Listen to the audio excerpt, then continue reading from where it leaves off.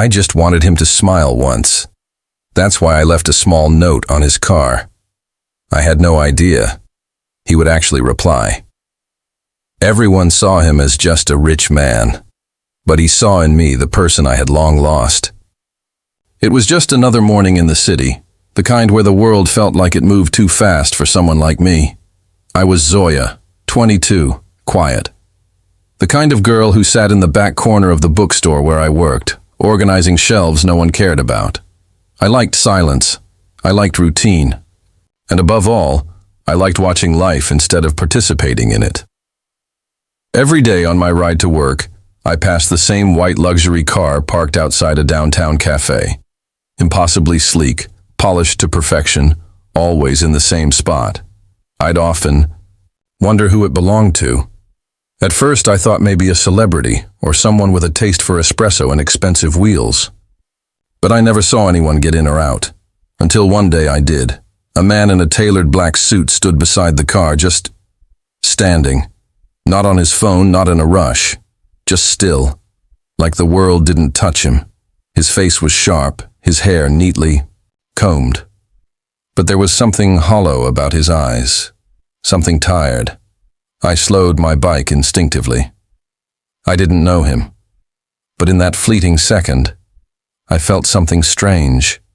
Sadness. Loneliness. Like he was carrying something heavy inside that no one else could see. I told myself I was being dramatic.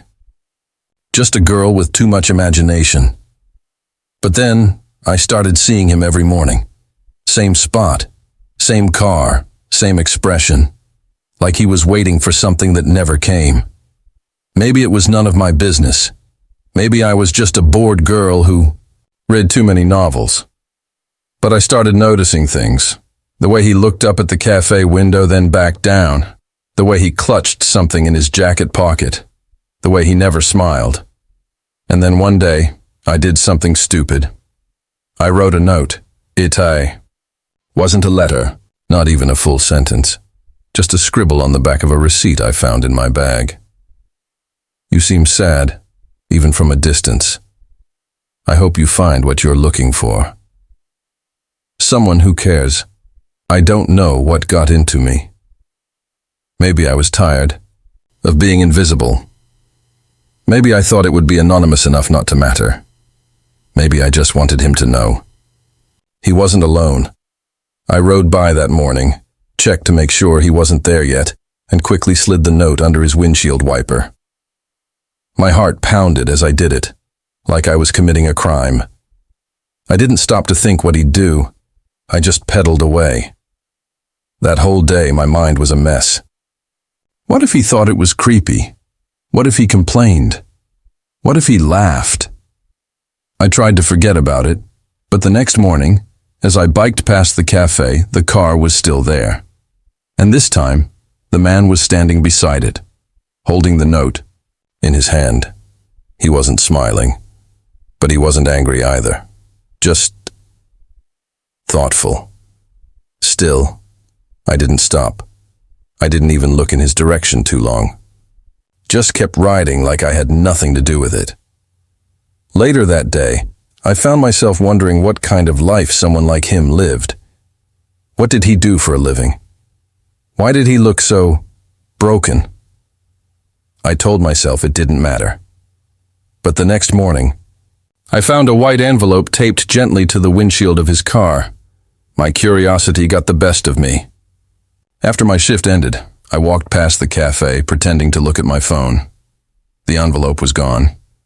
But the next day, there was another one. And this time, curiosity wasn't enough. I had to know. So I came early. I parked my bike nearby and waited, hidden behind a street post like some shy stalker. When he arrived, he looked around first, as if searching for someone. Then, he placed the envelope back on the windshield, inside a clear plastic sheet, so it wouldn't get wet if it rained. When he left, I walked up with trembling fingers and took it. Inside was a single line. Thank you. I didn't think anyone noticed. That was it. No name, No story, just that.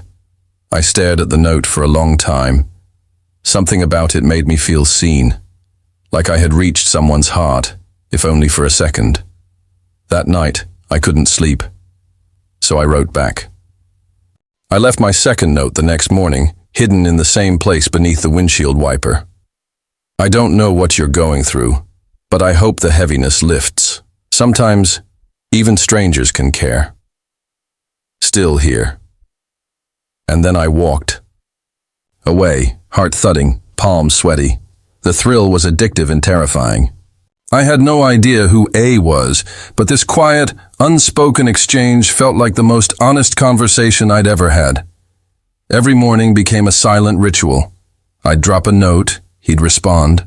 No names, no details, just thoughts, emotions, secrets, between two people who'd never properly met. He told me one morning, "There was a time I wanted to change the world. Now I can't even change myself." And another day, "Everyone sees the suit in the car. No one sees the ruin behind the eyes." I wrote back, "I see it. I see you. And it's okay to not have it all figured out." Each time I poured more of myself into the paper, like I was writing to a diary, not a person. But he read every word. And slowly, the notes turned into stories. He confessed he used to be an architect, that the car once belonged to his brother, that he'd built skyscrapers across the city, and yet couldn't rebuild his own soul after tragedy struck. He said, "I lost my brother in an accident I still blame myself for. I stopped dreaming the day he died." That day, I cried at work and told everyone it was allergies. I didn't know this man, not really, but his pain felt personal, and still, I didn't tell him my name. I didn't ask for his. That was the magic of it.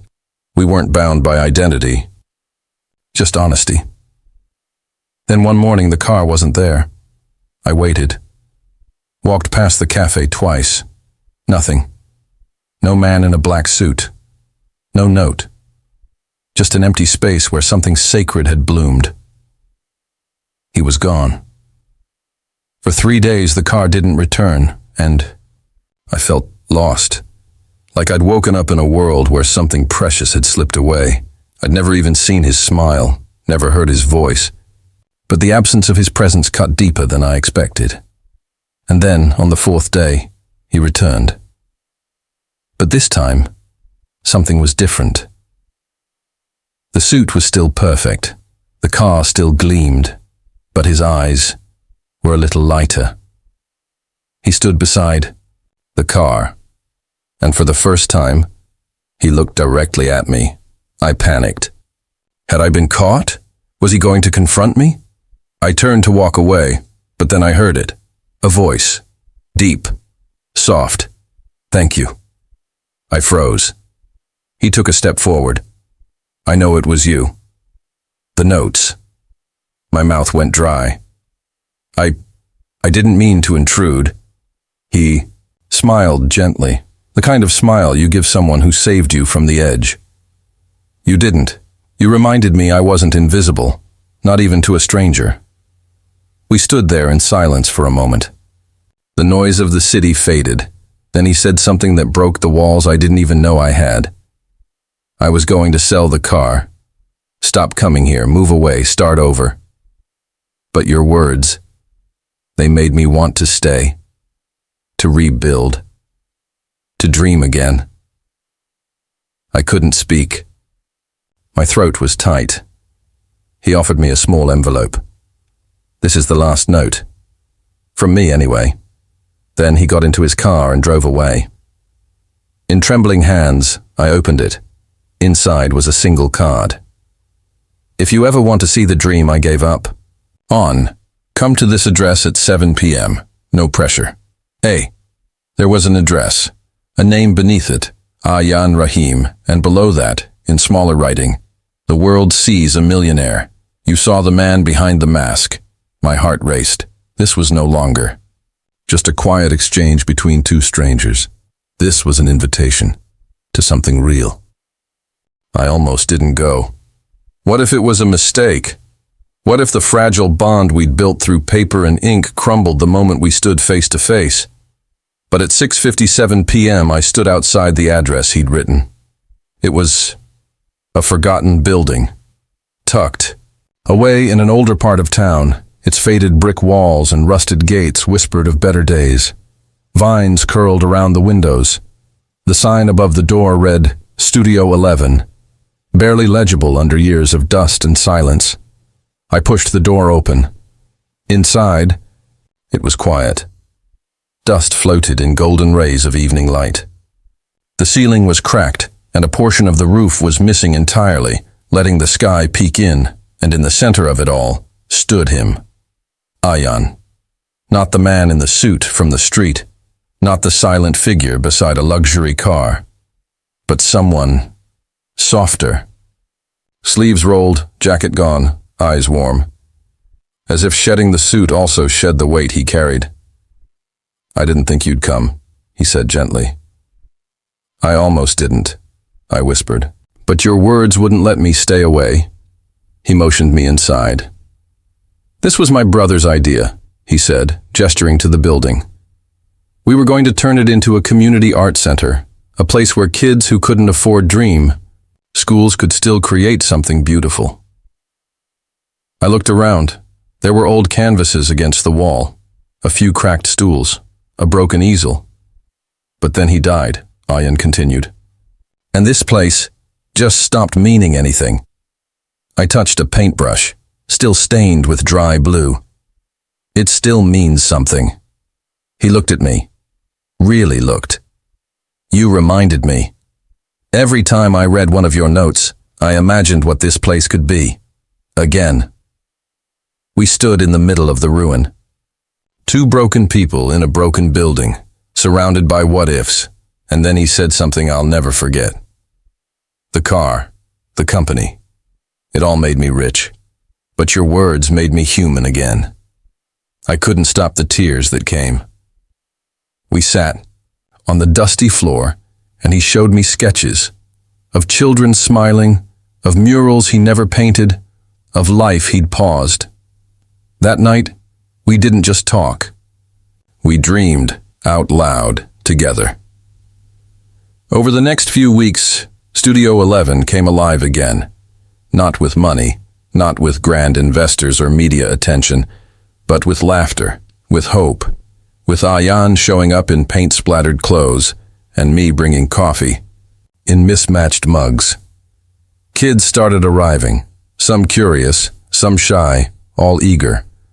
We taught them to paint, to build, to imagine, and through it all, he and I built something too. Not love. Not yet. But trust. A sacred kind of trust that only forms when someone sees the part of you the world overlooks.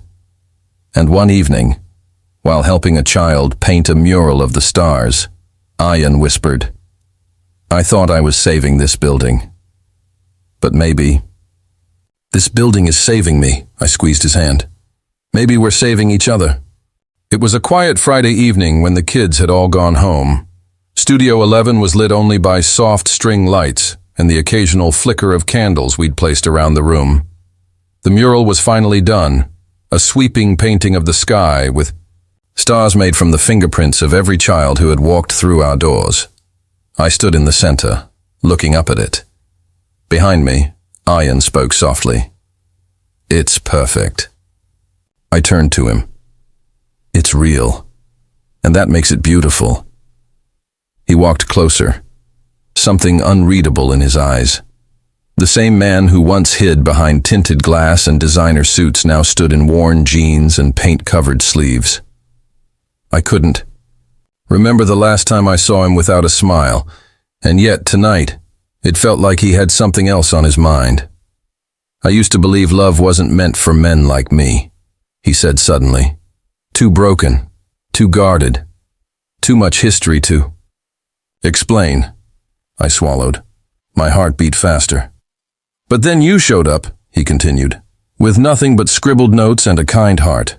You didn't want anything from me. You just saw me. I smiled, tears burning in my eyes. And you let me. He took a deep breath. The first time I saw you outside the café, I thought you were someone I'd pass and forget. But then, you left that note. And somehow you became the only part of my day that felt alive. The silence between us was electric. He stepped closer. I don't know if this is too soon. I don't even know if it's right.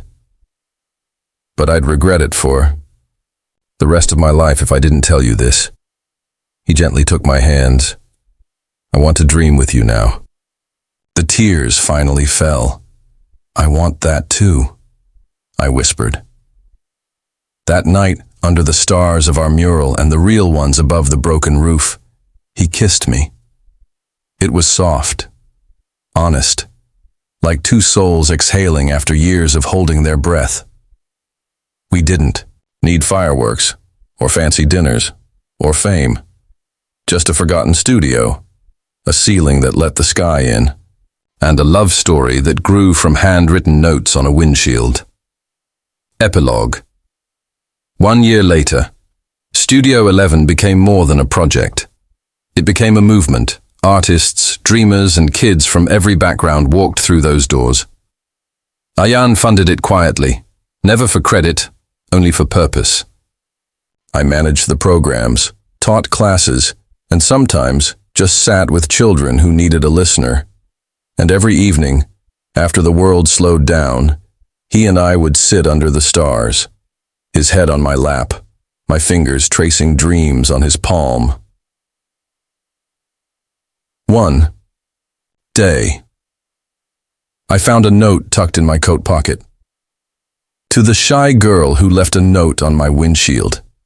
You didn't just wake me up, you saved me. And now, every breath I take is a promise to never let you go.